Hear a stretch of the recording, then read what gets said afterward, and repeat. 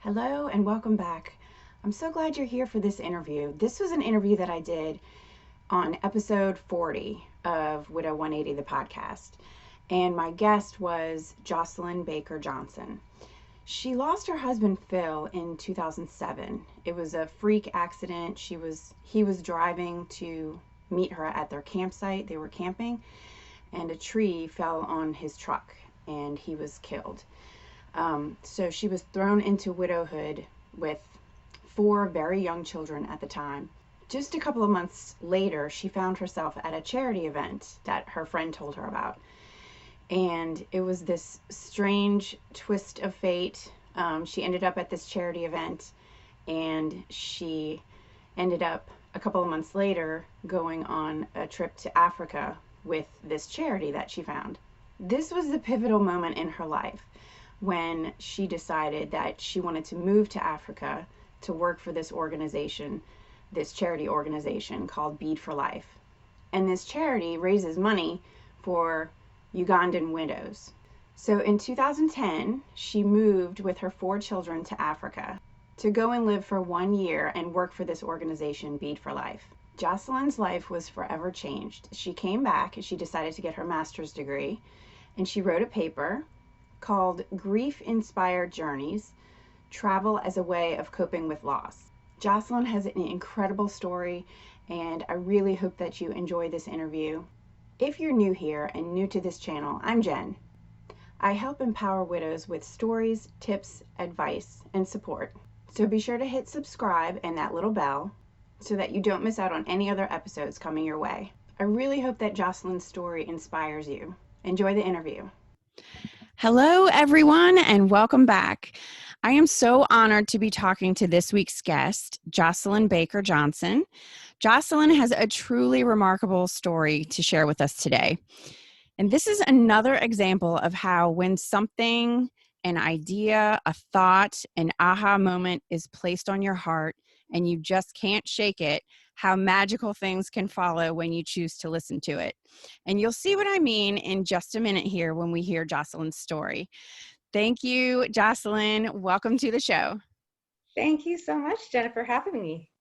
All right. Well, we are going to get into all of this really cool stuff that has been happening with you. But I do want to start with what happened to Phil, and we can start there. How did you become a widow? Well, it was very unexpected. We had headed out for a week or so of camping to a provincial campground about an hour and a half from where we live, and it was a beautiful summer day. And my husband had just gone into the nearest town to make some calls to get some cell service and pick up a few supplies. And while he was gone, the rest of us were just down at the beach enjoying ourselves, and this freak windstorm blew in out of nowhere, and inflatables were flying down the beach, and sand was whipping up everywhere, and trees were falling over, and my husband was just coming back from town at the time, and as he turned into the campground, a tree snapped off and landed on the cab of the truck that he was driving. And he sustained a very serious head injury and went into the ICU for about 9 days, and then at the end of that time, he was declared brain dead, and I made the decision to take him off life support at that time. Okay, so when he was driving back in, where were you? I was with the rest of the kids down at the beach with some of our other extended family as well. My mother-in-law was there, and we were just hanging out at the beach. How old were your kids at the time?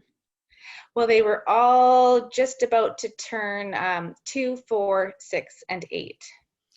2, 4, 6, and 8. But my then 3-year-old son was in the truck with my husband. Okay. And my 14-year-old nephew as well. They had gone into town with him. And your son was in the middle seat or in between, like in the truck? In between, in his car seat, Oh, in the car seat. Okay. His car seat, and I think he had probably fallen asleep. I don't think he really was aware of what was going on. And the 14-year-old was okay? He was, yeah, he had a little bump on his head, but he was all right. Okay. Okay. My goodness. So you are not that far from him when that happened. You were, No, I mean when the storm blew up, we left the beach and headed up to our campsite, and it was then that there was one or two cars kind of patrolling the campground trying to find me, because they knew they needed to find me, and uh, and that's when I found out that he'd been hurt. We didn't know how badly at that point. okay. Yeah. But so you were close to him, but you didn't actually go to the scene right Oh, then and there. Oh, I you did. did. I did. Yep.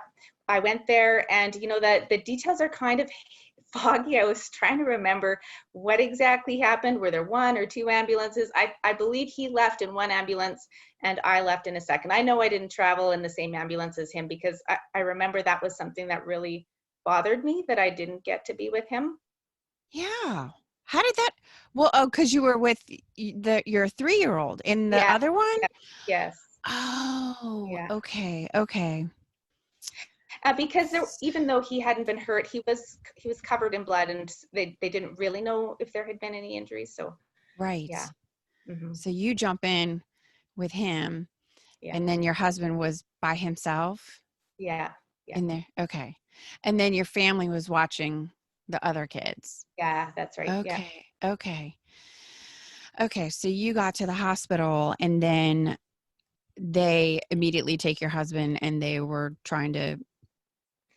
Yeah, they did we were really fortunate at the time. There was a neurosurgeon there. Normally he Wow. wouldn't have been, but he was scheduled to do another operation. And so they just whisked my husband in instead. And at the time we were like, oh, this is Providence. This was meant to be. And Yes. yeah, he had emergency brain surgery, and then was placed in an induced coma for the remainder of the 9 days. Okay. So tell me, what date was this? What year was this that this happened? Is February, or not February, Friday, the 13th of July, 2007. 2007. Okay. Yeah. And so you ended up, because this was how far from your home? It was about an hour and a half drive. Yeah. Okay. Yeah. And you ended up staying there the whole time, the whole 9 days? Yeah, I did. I was able to stay with the family that connected with us through mutual friends, and they let me stay in their home, which was a huge blessing, because it Yeah. was quite close to the hospital, so I could just drive back and forth every day. And then there were other family members, I think, who stayed in a hotel nearby as well. Oh, okay. Okay. So it was 9 days, and Hmm. he had a couple of different surgeries Um, done at that point. yeah, one major surgery where they removed a portion of his brain to try to reduce the swelling. Um, and then it was just a waiting game, just watching the pressures on the monitor just to see whether they would rise anymore. They continued to increase, and then it was right around that ninth day when they just plummeted. Um, Oh my and God. that to us, if they had gradually decreased, that would have been a good sign. But because there was almost no pressure in the brain at that point, they told us that was a sign of brain death. Okay. So, and you told me that like part of the healing process was when you decided to do the organ donation. That's It, right. had you guys talked about that ever? I think it had come up, but you know what? I knew it would be what Phil wanted. He was a super Hmm. generous guy. He would give you the shirt off his back, and it was, to me, it was like, his parting gift to the world. And Yes. it just felt right. Yeah. And that made you feel just, I guess, more comfortable with that decision that you had to make, with this a horrific decision of having to end things. Yeah, it really did. Knowing that others were going to live Yeah. better lives, or live, period, was really helpful for Yeah. sure. And then did you immediately after get counseling for yourself and the kids, and my goodness, you just with It everything was, that you went through, it was so sudden and unexpected and traumatic. And then you're making this big decision on your own to end things. And mhm. how did you handle all of that stress? Well, I had a very supportive network that just came around and carried me for that time. My in-laws are amazing people, and I still have a very close relationship with them. And yeah, they were there every evening to help me put the kids to bed, and they were just the support I needed, along with my family. We're close as well. But the school system at the time allowed for my two children who were in school at the time, my two daughters, to see a grief counselor whose role was specifically to help children in school deal with traumatic situations. Oh, wow. So yeah, it was amazing, completely covered by the education system. Um, yeah, it was amazing. And she was wonderful. And I really do think that her role in my girls' lives was pivotal at the time.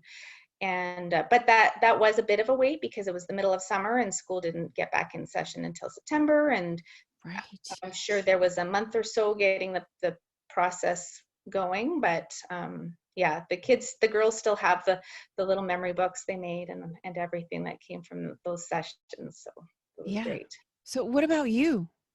Did you? I did I did go see a counselor once. I brought my 3-year-old son with me, and I felt like neither of us really got very much out of the session. Um, and I just found my own ways of coping with it. I'm a fairly independent person, and I did a lot of reading. I did a lot of connecting with other widows online. At the time, it was chat groups. That Facebook was really just starting, so there weren't the groups that are available now. But it was I still have friends that I connect with through those chat groups. So Okay. yeah, So they weren't necessarily local people. You met them. no, Okay. They're kind of not at all all. over the place. Yeah. Hmm. Okay.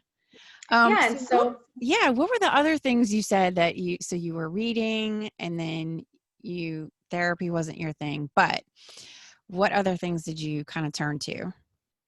well, right from the very day of the accident, I started writing about it. So I wasn't allowed really to speak to Phil while he was in the ICU. So I just wrote my thoughts and wrote to him during that time, and then afterward continued to write and tell him how hard it was. And at some point it switched. Initially I was writing to him, and then it became more of a proper journal where I was just writing down my thoughts. Um, and then I also started running, which was really helpful. My sister and brother-in-law convinced me to do a few races with them, and that was exactly what I needed. I Yeah. wasn't really a runner before that, but it definitely helped. Oh, that is definitely two things, the journaling and the running, that I totally get. And I feel like I did the same thing with the journals. I was writing to him every day, as a way to tell him about our life and just say, this is what we did today. And this was the funny thing that Claire said today, and just the things that he was missing. Hmm. And then it did kind of slowly shift into just, my thoughts and my things, and more of, I guess, more me. I don't know. Yeah. um, but at the time, um, you had taken over your husband's business. What was the Mhm. business? What did he do? Well, yeah, just a couple years prior, he had gone out on his own. He was a log home builder, and for many years he'd done that, and he decided it was time to start his own business. And he had just actually gotten a really big contract for a beautiful home out on the water in a very nice area. And we were so excited because it was going to be a big house, a big project. Wow. Yeah. And so that was tough. I had to get in touch with the owner and let him know like this wasn't something that we could pull off with just, we had 4 crew members at the time, but without Phil, I didn't feel confident. Well, and also he had the home builder's license. So it was not something we could do. But I did carry on because I felt some level of responsibility for the crew. I didn't want to just suddenly say, I'm sorry, you're all out of work. Yes. And yeah. So we did that. We kept it going. We'd have semi-regular meetings together, and we continued to run the business. And it wasn't what it was when Phil was around. I mean, as a team, we were very complimentary. He was charismatic. He was the PR guy, and of course the log builder. But I was the behind the scenes person. I liked numbers, and I did the books, and it was a lot of fun, especially because we were doing well, and it was new and taking off well. Yeah. But without him, that was gone. So your heart wasn't in it because he wasn't in it. Yeah. Yeah, exactly. So you ended up just kind of dissolving the business, and I did end up, I sold off some of the assets, and I basically closed the doors. Yeah. But it was not a negative experience with the rest of the crew. I think everyone understood. Yeah, exactly. Exactly. I mean, that's tough. That's tough when you're a team and you're doing it together, and then it's like, what do you do? Again, that's just another piece of the big giant puzzle that you have to figure out, you know, if you're in business together, which a lot of people are. So it's tough to decide, do you keep going or do you stop? And everyone's situation will be different. For some, maybe financially, it's important that they do keep it going and they have to sort their way through that. But for me, it wasn't a necessity. And so I just made the decision that made sense to me at the time. Yeah. So tell us about this charity fundraiser event that you went to, and when was that? Like what month was that, and how long after? Yeah, it was in November of the same year, 2007. So about 4 months after Phil's accident and death. And it was a fundraiser I didn't know much about it except that it was to help raise money for women in Africa. Okay. And your friend told you about it? Yeah, my friend knew that I was interested in those kind of things. And so she sent me the invitation, and I went on my own and got there late. So there was no one else there, just me and a video about the program and the project. And that was a very pivotal moment, because as I watched the video, I found out that it was a project that supported Ugandan widows who were learning business skills. And the part about Uganda is significant because Phil and I had a dream to go there together. He thought maybe we would build schools with his crew. And so that was on our radar. We really wanted to do it at some point. So when I found out that these were widows and they were from Uganda and they were learning how to start their own businesses, and at the time I was still running the business, it was just like this triple whammy. And I broke down right there. I bet. Yeah. So you're just standing there by yourself watching this video, and you're like, this is. And the one volunteer who was also in the room probably had no idea what to do with me. So it was very gracious. So the video is talking about these women and how they are trying to rebuild their lives, and they are building businesses and building houses. And but the charity is called Bead For Life.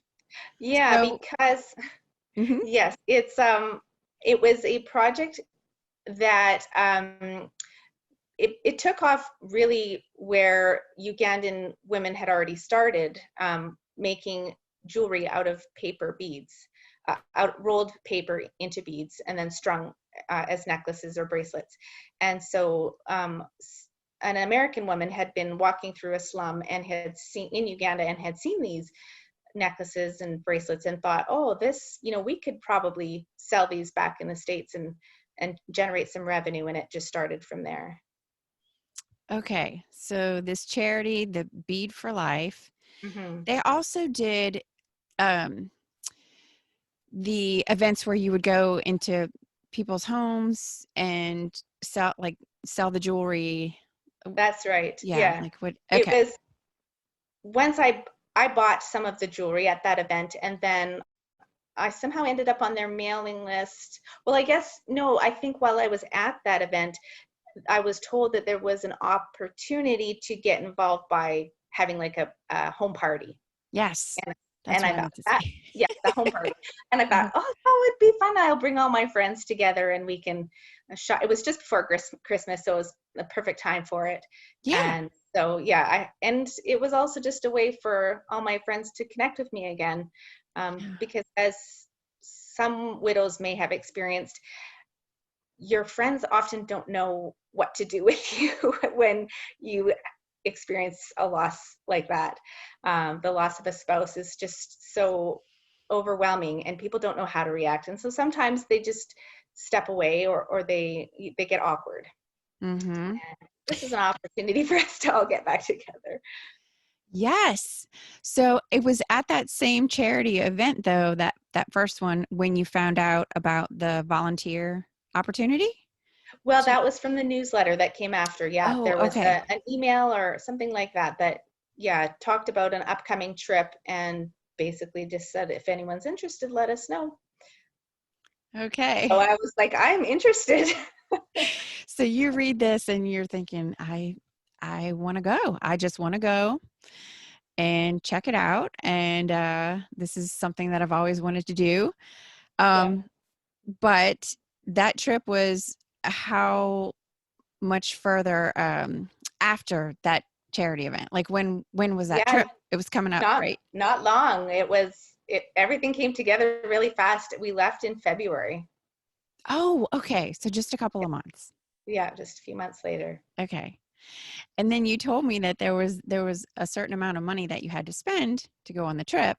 Hmm. And what happened with how you were going to pay for that?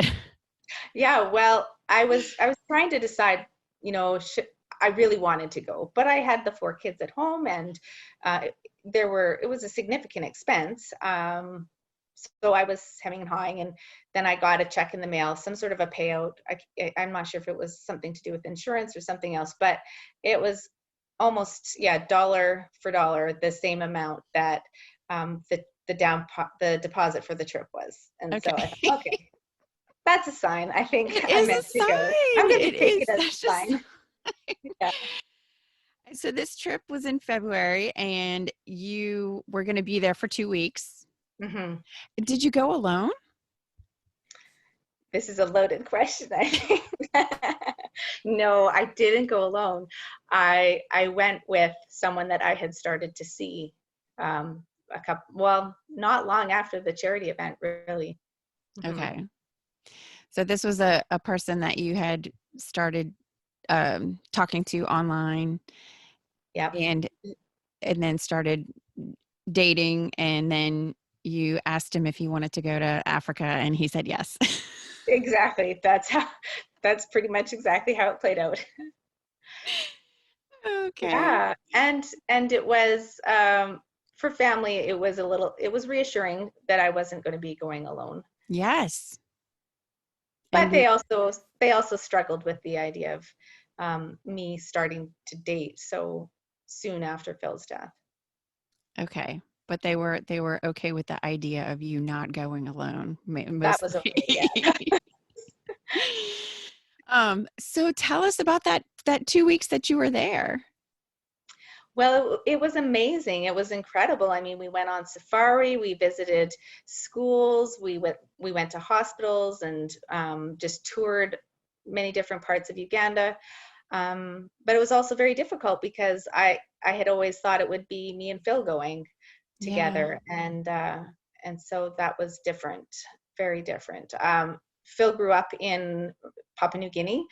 His parents were dorm school parents at a missionary school, so he could speak Pidgin fluently, and I just could imagine him just connecting with the locals and trying to learn their language and fitting right in. And it made me very sad to think that I wasn't there with him. Right. I mean, bittersweet, right? Like Yeah, yeah, it was like you're fulfilling this dream, but he's not there to share it.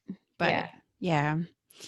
So you came home and then when was it that you had this friend that was offered a job in Well, Uganda?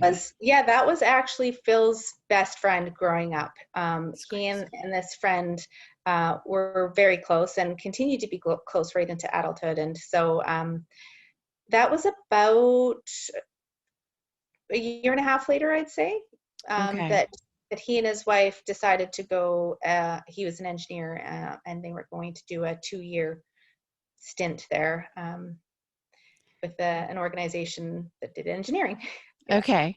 And then they mentioned it to you and they said that you should go as well. Yeah, we were at a big family, multi-family camp out and just all gathered by the fire, and it came up that they were going, and he just casually said, "Well, you should come with us." And I And you thought, said that's yes. kind of a good idea. Because as soon as I got back from the first trip, I was online researching, like, how can a single mother with 4 kids go to Uganda? I really Yeah. wanted to get back there. And so that was, yeah, just like you mentioned, sort of the magical thing about holding on to a dream, and it eventually comes to fruition one way or another. And I felt like, yeah, that was just the way it happened for me. Yes. I mean, what are the odds of that, really? What are the Mhm. odds of his best friend going Yeah, back there for a 2-year stint and then they're like, "Hey, come with us," you know? yeah, How yeah, is that even yeah. possible? So you decided you were going to go. How soon after this conversation did they move? That would have been the summer of 2009, and so the next summer was when they went. So we had a year or so to prepare to go.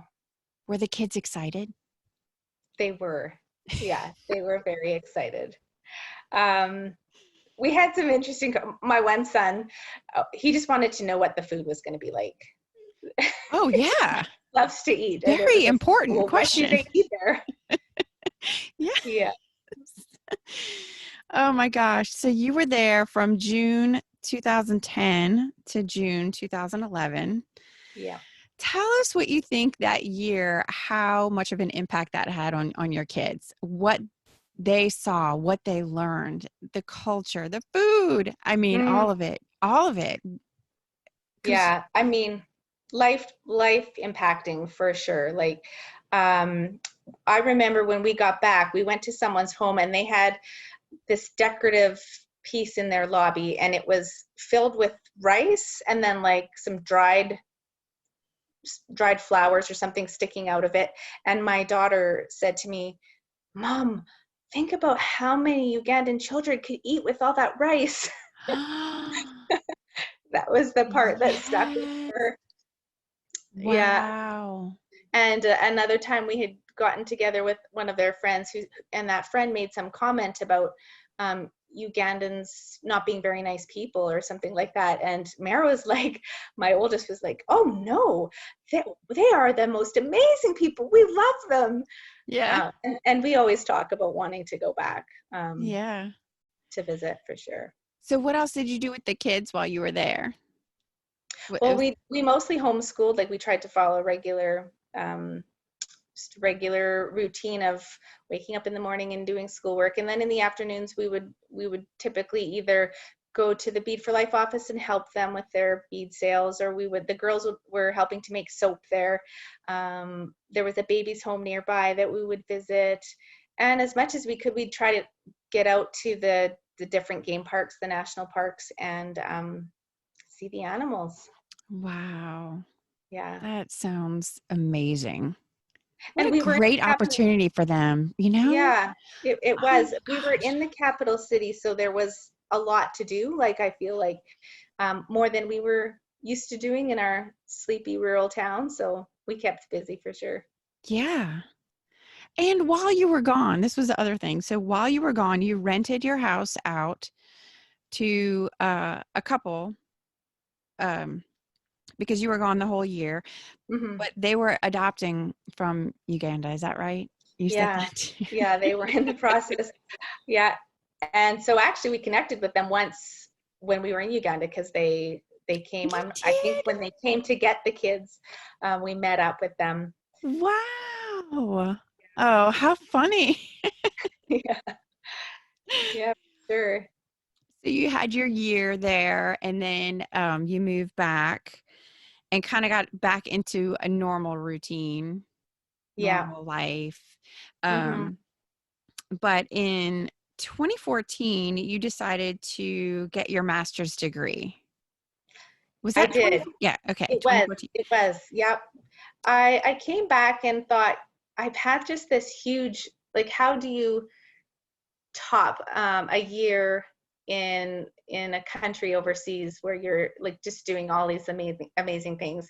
What else can you do? And I thought I'm going to set some goals for myself, and one of them was to get my master's.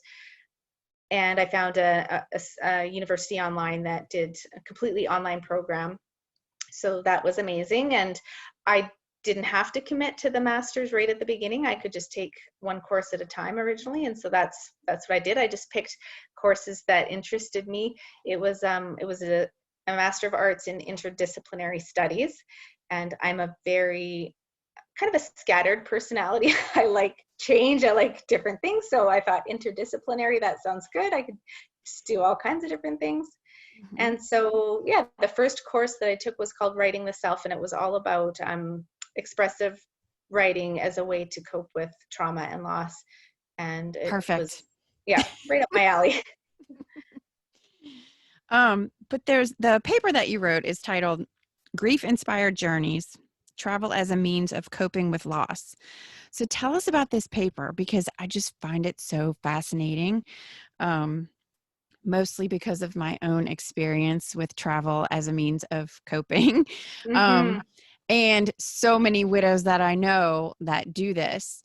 But tell us a little bit about the research that you did and things that you came up with relating those. Yeah. Mhm. Well, I, I felt in my gut that I had used travel to cope without really planning it that way. It just, in retrospect, I looked at the whole experience of traveling and I thought, I think this was a way that I dealt with it. Um, and I thought this could be an interesting topic for a paper, but I really didn't find a lot in terms of empirical studies that talked about, does travel help people cope with loss, like a tragic loss, like the loss of a spouse? And so there was quite a lot of anecdotal evidence. Like I read a number of blogs where people were talking about how they traveled afterward and it helped. And Mhm. so I thought, well, I'm just going to look at this from my own perspective, just look at my own experience and write about that. So I came up with a few different reasons why I think that travel is a coping mechanism, and a positive one for most people. And as the paper outlines, I think when you experience a loss of a loved one, you also experience a loss of control over your circumstances. And that was very true for me because my husband was in a coma for 9 days and I had no control over the outcome, whether he would live or die. And so travel really just gave me the opportunity to exert control again in my life, just from the little decisions about where to go, how to get there, who to go with. Yeah. Suddenly there's control again. Yeah. Yeah. So you, and then also, it was talking about distractions and how people think distractions are bad, Hmm. but not necessarily when it Yeah, comes. and so in the research, that is something that is stated that a distraction can be helpful in the grieving process, because if you're immersed in deep, deep sorrow all the time, you aren't able to function. So you have to have a break from that. And so, yes, your grief will follow you wherever you go, but having those distractions of being in a new place and seeing new things and finding some excitement and some joy again is really important. Yes. And it's also a way to like reframe that loss narrative, because when you lose a person that you love, it's tempting to think like, my life is over. I can never get over this. I will never love again. I will never do anything that makes me happy again. And travel just turned that on its head for me. I mean, when you go to a place like Africa and you see all the beauty and the amazing things there, you can't help but think, no, there is purpose. I still have something to live for. Yes. And I think that it's so beneficial for the kids too. And I Mm-hmm. mean, I know a lot of people can't travel like that, but to take yourself out of the four walls of your home and plop yourself into this other part of the world where maybe you don't even speak the language, or it's a totally different culture. It opens up your mind, it opens up your heart. You get to see how other people live, how they grieve. It's not just for you, but yeah, for the kids too. I think it's so important that people do that if they can. Mm-hmm. If they If can. they, yeah, and I wouldn't want to say that it's the right thing for everyone, because for Yeah. some people, it may be too much. So that would Yeah. be an interesting area of study as well that I didn't get into. Yeah. Okay, so it was also in 2014 that you met Cal. So Yes. tell us about how you met Cal.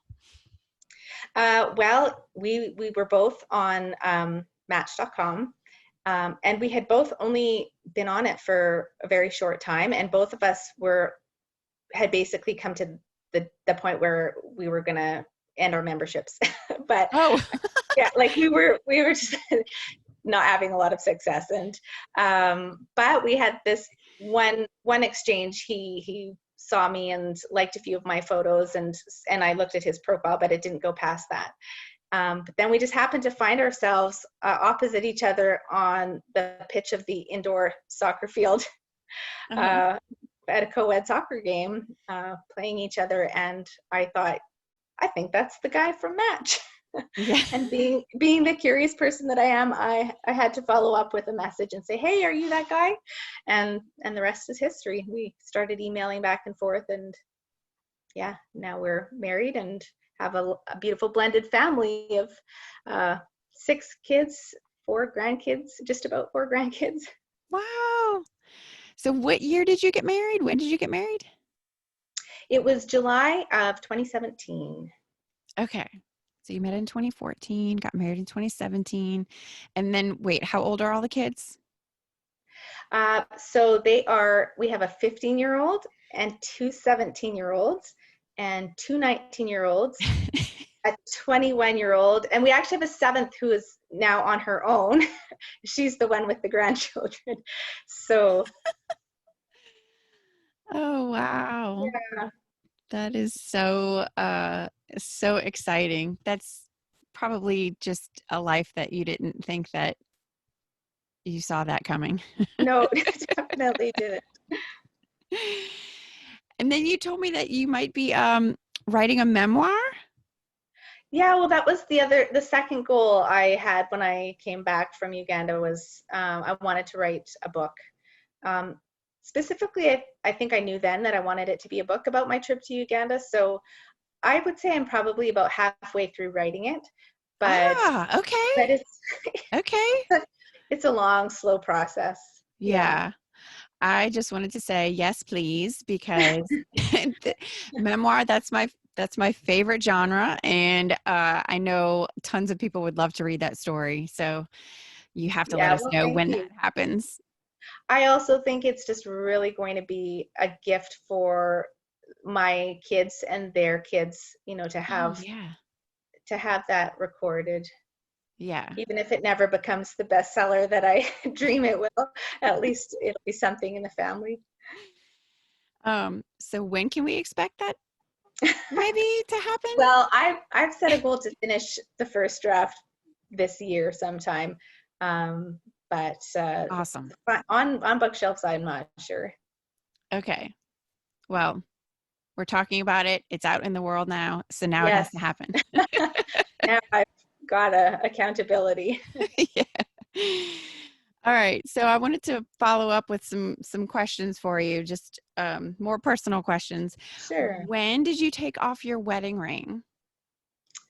Well, I think it was just prior to leaving for Uganda. And Okay. it's funny that I don't recall specifically, because I know for so many widows, it's a really important question. And I believe it's an important question.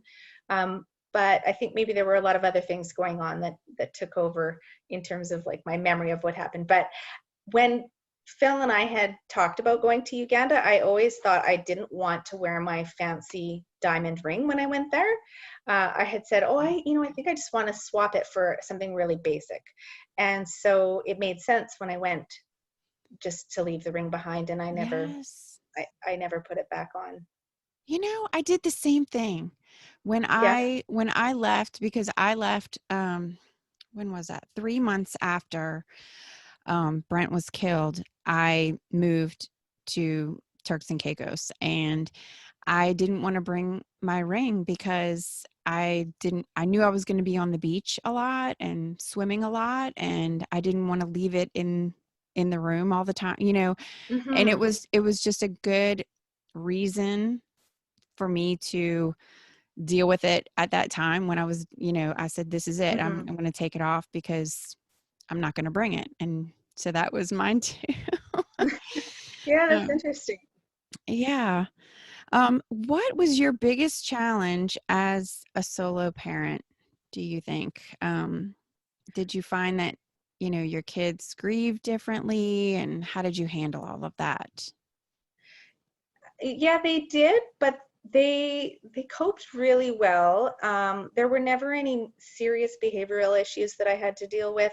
Um, the sheer number of children, like Yeah. having four, and they were young, I often found that I just defaulted to doing everything for them.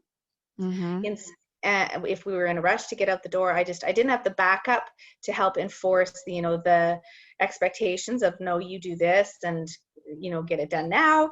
And so so I feel like as a result, I now have young adults who maybe aren't as able Oh my to God, I did the clean up same after thing. themselves. I did the same thing. Because it's Yeah, like you don't have the time to yeah. It's do. just easier, right, to do it yourself. And I know Let me that's just just tie not. your shoe. Like, let's just, yeah, we're trying to get out the door. I'll just tie your shoe for you. It's Yes. not unique to widows, right? Like all single parents, probably even parents where there's two parents in the home still struggle with that, but it's especially hard when you're on your own. Yes. Oh my goodness. That, I know. I just remember those days. Um, so do you still do things to honor and remember Phil? Any kind of, ceremony things, like what do you guys do? Anything? Yeah, we do. I personally, I always put a post up on Facebook for his birthday and for the or the anniversary of his death. So Mm. twice a year.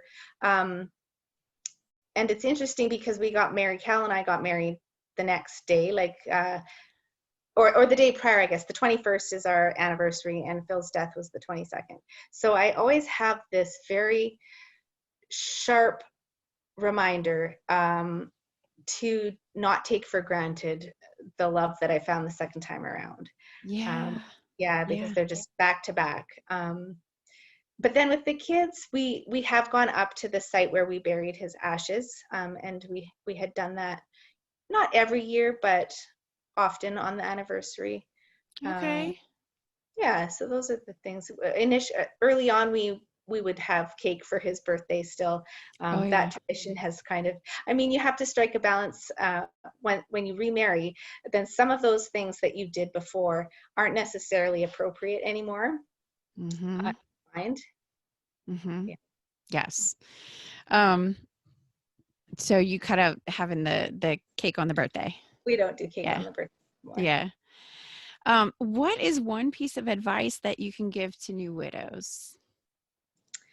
Well, I really feel strongly that everyone has a choice in life, and one of the first books I read after I lost Phil was, I don't even remember the name of it now, but the author was a father who had lost his children and wife in a car accident. And he had said, I had to choose whether to be bitter or better. And that just stuck for some reason. That really stuck with me. And I went into the future with that sort of mantra in my head. I can be bitter or I can be better, and I want to be better. And so I think finding something that I was passionate about, like helping the widows in Uganda, it took the focus off of my own loss and my own suffering and placed it somewhere that it could be positive and bring, healing. Oh my God, I love that. Bitter or better. Yeah, it's really catchy. It's stuck for sure. You need to write that down and stick it on your mirror in the bathroom Yeah. every morning. Look at that. Yes, I love that. Wow. Okay, so I just want to recap all of the things that you did. So you lost Phil in 2007. You guys had always talked about going to Uganda. Mm-hmm. You go to this charity event recommended by your friend. It's a fundraiser for widows in Uganda. Crazy, crazy. Shortly after you go to Uganda for 2 weeks to volunteer, then friends are moving there and you decide to go for a year. And then you rent out your house to a couple who is adopting from there. And then you meet them there. I mean, don't you find all of this just so crazy?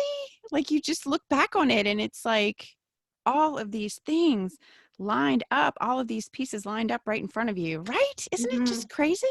But you don't see it until the end. And I that's the know. thing. You have to just, so that's another thing I guess I would say is like, just take a step and see where it takes you, because then the next step will appear where you need to go. I know. All these signs, all these little like pushes, Mm-hmm. this is where you need to be. Yeah. It's just, it's mind blowing to me. It really is. It's amazing. But thank you so much for sharing your story with us today. And Oh, my you pleasure. My have pleasure. got to tell us when this book comes out because I'm so excited about it already. I will let you know. All right. Well, thank you so much, Jocelyne. Thank you, Jennifer. Okay. I will talk to you later. Thanks. All right. Bye. Bye.